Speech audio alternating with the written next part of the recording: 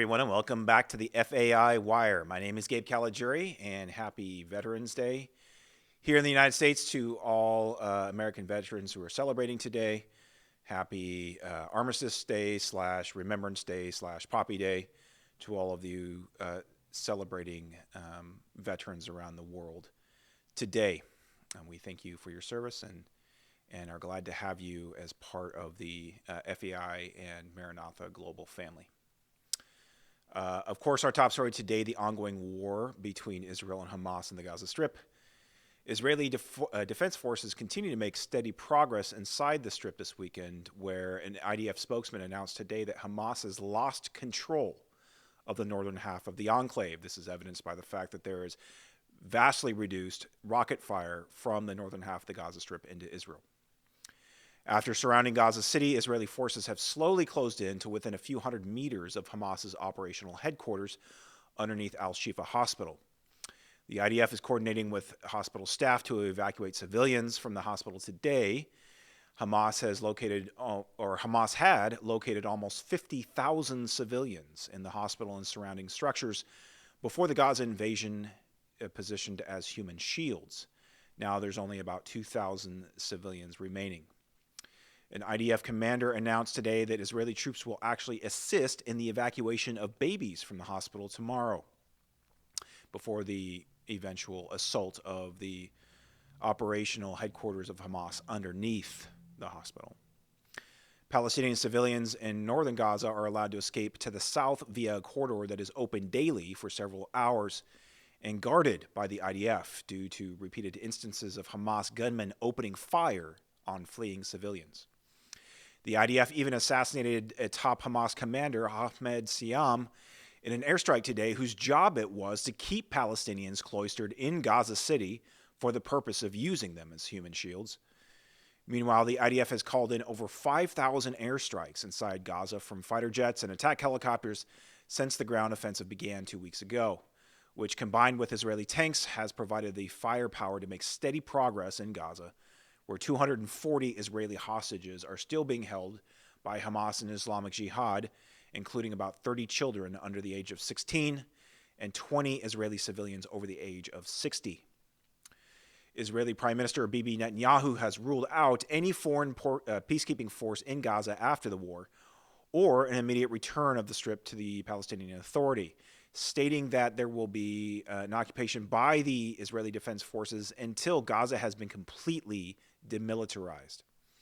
He also stated that Israel has no long-term plans to occupy Gaza, nor to introduce Israeli settlements there after previous settlements were evacuated and dismantled in the Israeli withdrawal from Gaza in 2005.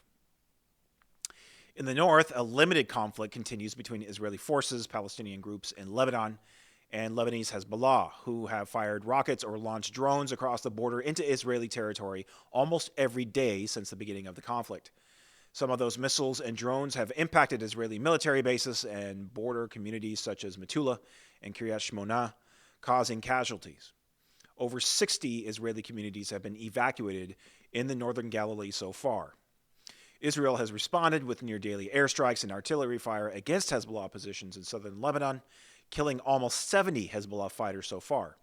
That's almost a third of the total of Hezbollah deaths in the last Israeli-Lebanon war 2 decades ago, demonstrating that although there is not an all-out war on the northern front yet, it is nonetheless a significant conflict zone. A very tepid speech broadcast by Hezbollah chairman Hassan Nasrallah last week made it clear that, at least for now, Hezbollah is not ready to go all in on this conflict, and that the presence of 2 U.S. carrier strike groups off the Lebanese coast and repeated warnings from the U.S. and Israeli governments have been successful in restraining his arsenal of over 100,000 rockets so far. Conflict between the IDF and jihadist groups continues to escalate in the West Bank as well, where almost daily IDF operations in cities like Jenin, Nablus, and Jericho are killing or capturing dozens of Hamas, Islamic Jihad, and Al-Aqsa Martyrs fighters every day. The limited IDF operations into those cities before the war have begun to resemble street battles more and more since October 7th, Recently, one of The Wire's most trusted journalists, Seth Fransman, commented on how the rise of Hamas and Islamic Jihad in the West Bank 2 years ago coincides with the early stages of the October 7th plot in Gaza, and that Hamas has been steadily increasing its footprint in the West Bank in anticipation of an Israeli siege in the Gaza Strip. In any case, the rise of popularity of Hamas and other jihadist groups in the West Bank coincides with increasing dissatisfaction with Palestinian Authority President Mahmoud Abbas and his moderates in the Fatah party, who have been very lukewarm in their support for Palestinian resistance to Israel. An ambush on Abbas's convoy killed one of the president's bodyguards last week, underscoring the increasing confidence and urgency that jihadist groups feel in the West Bank and East Jerusalem to establish themselves once the Israeli military has completely ended its occupation of Gaza. Meanwhile, the international community continues to react to the Israeli-Gaza war. The Kingdom of Saudi Arabia is hosting a summit of Arab leaders this week in an attempt to form a consensus regarding the war.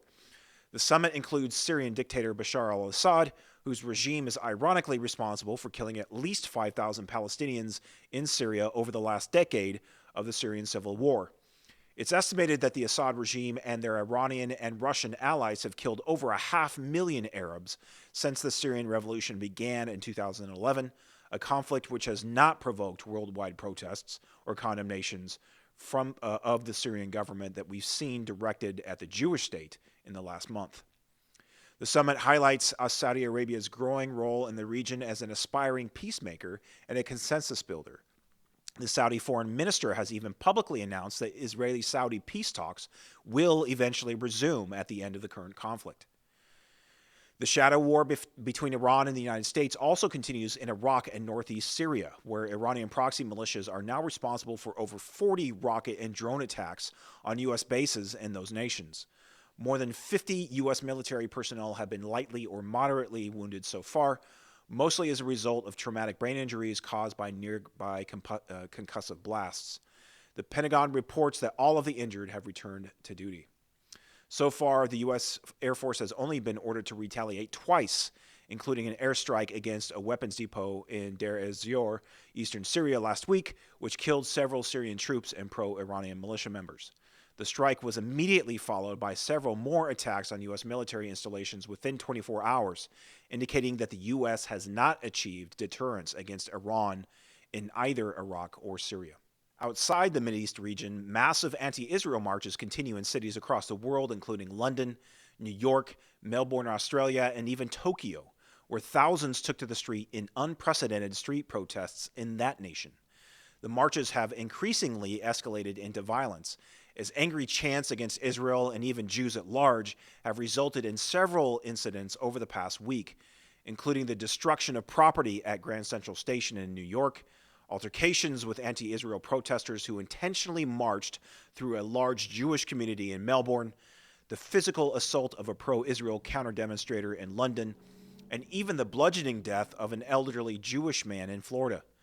Jews in New York and London have been advised to shelter in place during the marches, as reports of anti-Israeli groups seeking out Jews to confront and assault have come to the attention of authorities in those cities. Besides the war in Gaza, The Wire has also been following the unfolding campaign of genocide against the African Masalit tribe in the Darfur region of Sudan in northern Africa, where an attempted coup by a paramilitary force called the Rapid Response Forces, or RSF, against the ruling military junta of Sudan in April has settled into a deadlocked civil war. The RSF has its roots in the Janjaweed militia, a 100,000-strong Arab jihadist militia, which has a 2-decade history of genocide against non-Arab and non-Muslim African tribes in the Darfur region. A campaign of ethnic cleansing and murder by the Janjaweed during the Darfur War in 2003 and 4 was officially labeled as an attempted genocide at the time, after the deaths of tens of thousands and displacement of hundreds of thousands in the region. After reforming into the RSF in 2013, the jihadist militia enriched itself exponentially by taking control of gold mines in Darfur, contributing tens of thousands of troops to the nearby Yemeni and Libyan civil wars, even working with the Russian paramilitary Wagner group in Libya.